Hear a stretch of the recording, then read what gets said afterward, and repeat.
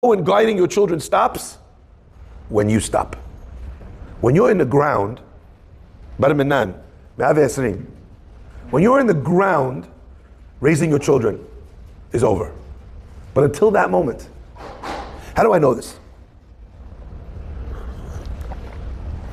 Our rabbis tell us that Yaakov Avinu learned the lesson. Oh boy, did he learn this lesson. He thought that the kids were old enough. Leshev l'shalva. HaKadosh Baruch Hu says no. He learned. So what does Yaakov do? Chachamim tell us that when it comes time to rebuke Shimon and Levi for the story of Shechem, what does Yaakov Avinu do? He waits until the Birkat Yaakov Avinu.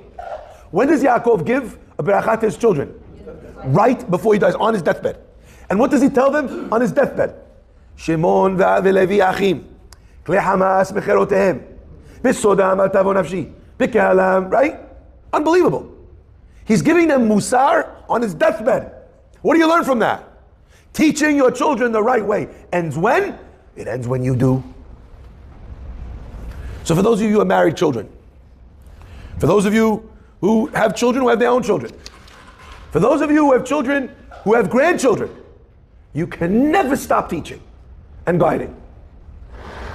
My friends, everything from Hashem happens for a reason. Yesterday, I was supposed to arrive here on time for the Brit Milah. I missed the Brit Milah. I was supposed to give breakfast on the class. But I got stuck in more than two hours of traffic trying to get out from my house. That would be extraordinary. But at some point, just walk, right? Okay. I was coming from somewhere else. I was in 2+ hours to get in what should be a 40 minute journey maximum. So I wound up missing breakfast in the class. And yesterday was the birthday message that I read to you just a minute ago. But HaKadosh Baruch Hu knew that today, I was going to give a different class yesterday. Today I'm giving this class that your job of chinuch never ends to your children, to your grandchildren, to your great-grandchildren. I just want to share one thing. That while the job of chinuch doesn't end, oh boy, does the method of chinuch have to end and begin again in a new way. A parent or a grandparent who treats their child like a child when they are no longer a child, before they open their mouth, before they shared their wisdom or their musar, they've already lost the game. Make a kid who's 20 years old feel like he's 8 again. And before you even told him what he's done wrong, he's already shut you out. So the method needs to change. The language, the tone needs to change. Maybe when you're talking to children, you scream at them. Maybe when you're talking to children, there's an element where a parent will force his will on the child. But after a person has fought for their independence as a teenager, they're no longer listening to that. Now the guy has his own wife and his own kids. He knows that trick. He's using it on his own kids already. Papa needs to have a brand new bag. You need to come and to express and explain that idea in a new way. I want to share with you a beautiful observation. In last week's parasha, we read that in the story of Dinah, Yaakov gathered his brothers to talk to them.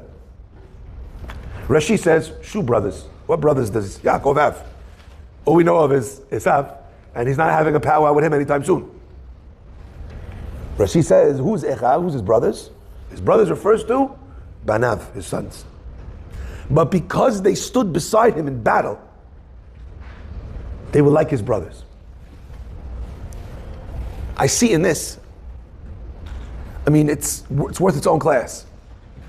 But the idea that there's an evolution in the role that a person plays, that sons could shift from a father's sons to his brothers, from a relationship which is top down to one which is supportive. They were fighting alongside. They were not underneath. And at that moment, treating them like Banav would be a mistake. You will never stop being your father's son or daughter. But at some point, you'll have to rise to be a support system for them. They're gonna wanna talk things over with you. By the way, weirdest thing is that first time your parent comes to talk to you about something going on with them, and they're not talking to you like you're their child, they're asking for your advice. Weirdest thing.